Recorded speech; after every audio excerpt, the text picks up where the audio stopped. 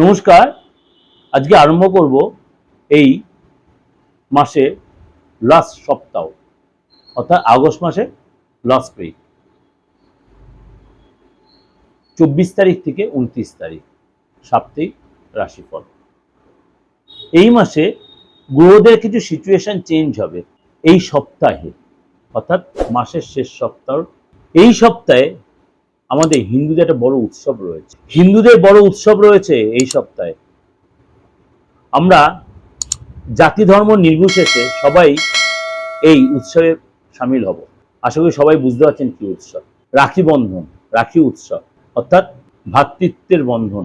এই সপ্তাহেই সেই উৎসব রয়েছে এবং এই পূর্ণিমার দিন, রাখি পূর্ণিমার দিনই আবার চন্দ্রগ্রহণ রয়েছে।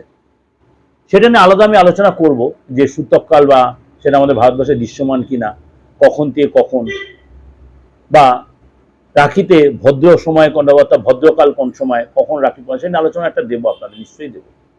আজকে সেফ আলোচনা করব এই সপ্তাহটা গ্রহ রাশির সিচুয়েশন অনুযায়ী 12 রাশির ক্ষেত্রে কি এফেক্ট দেবে। চলুন তাহলে আলোচনা করি। অর্থাৎ এই সপ্তাহে 20 আগস্ট অলরেডি হয়ে গেছে, অর্থাৎ লাস্ট সপ্তাহে শনি মীন রাশিতেই বক্রিয়, সেটা আপনাদের কাছে প্রোগ্রাম কিন্তু অলরেডি প্রেজেন্ট করেছি। সেটা লাস্ট উইকে হয়ে গেছে, তার এফেক্টটা তো দেবেই। এবং 22 আগস্ট এটাও হয়ে গেছে, তার এফেক্টটাও দেবে। 22 আগস্ট বুধ কর্কট রাশি থেকে ছেড়ে সিংহ রাশিতে গিয়ে ত্রিগোই যোগ তৈরি করছে। আমরা আলোচনা করব কিন্তু 24 তারিখ থেকে, অর্থাৎ এই এফেক্টগুলো পাবেন। এবং সূর্য রয়েছে তার নিজ রাশিতেই, অর্থাৎ সঙ্গে ত্রিগোই যোগ তৈরি হচ্ছে, বুধায়িত্ব যোগ তৈরি হচ্ছে। এবং চন্দ্র ধনু, মকর, কুম্ভ এই 3 রাশির মধ্যে আপনার মুভ করবে সোয়া 2 দিন অন্তর। এবং যেটা আপনাদের কাছে বললাম 28 তারিখ আংশিক চন্দ্রগ্রহণ থাকবে।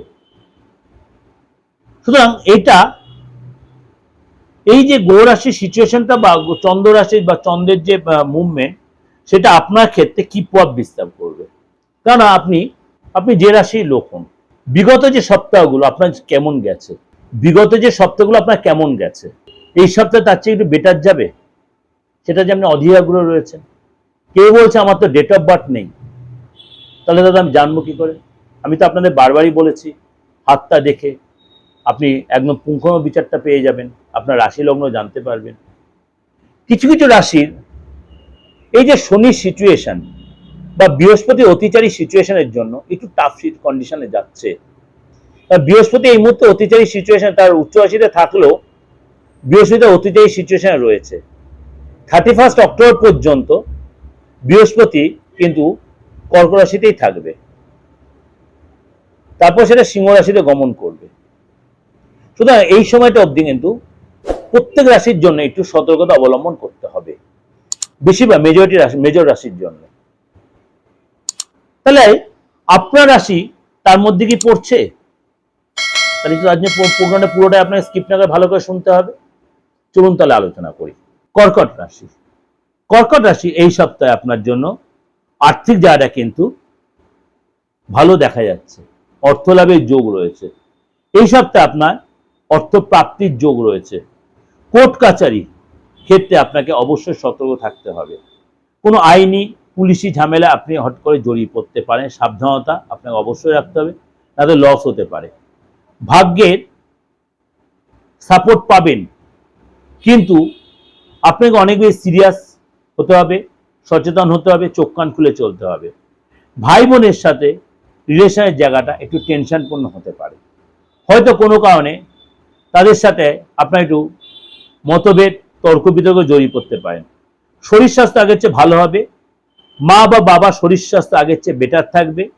প্রেমের জায়গাটা আপনার কিন্তু ডেভেলপ করবে। যদি আপনি বিবাহিত হন, আপনার প্রেমিক বা প্রেমিকার সাথে সময় কাটাবেন, ঘুরতে যাবেন, ছোট ছোট ট্যুর করবেন। কিন্তু যদি কোথাও ঘুরতে, অবশ্যই জিনিসপত্র সতর্ক থাকবেন, কোনো জিনিস চুরি বা হারিয়ে যেতে পারে, টেনশন বাড়তে পারে। কোনো কনিক রোগে, মনে করেন আপনার প্রেশার আছে বা ব্যথার প্রবলেম আছে, অবশ্যই প্রিভেনশন নেবে, প্রথম থেকে আপনাকে একটু সতর্ক থাকতে হবে। 25 তারিখ, 26 তারিখ এবং 27 তারিখ দুপুর পর্যন্ত আপনারা কিন্তু লোকের হেল্প পাবেন।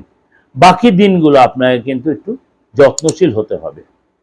অর্থাৎ 25-26 তারিখ ভালো, 27 তারিখ দুপুর পর্যন্ত আপনার যা দিনটা পেপার দেখাচ্ছে। অবশ্যই যে কোনো শুভ কাজ, যে কোনো পজিটিভ কাজ এই সময় আপনি করে নিলে আপনার জন্য ভালো। ভালো থাকবেন, সুন্দরভাবে সপ্তাহটা উপভোগ করবেন। যদি দেখছেন কোনো ডিস্টার্বেন্স ফিল করছেন, অবশ্যই কনসাল্ট করতে পারেন, যোগাযোগ করতে অনলাইন বা অফলাইনে। ভালো থাকবেন, নমস্কার।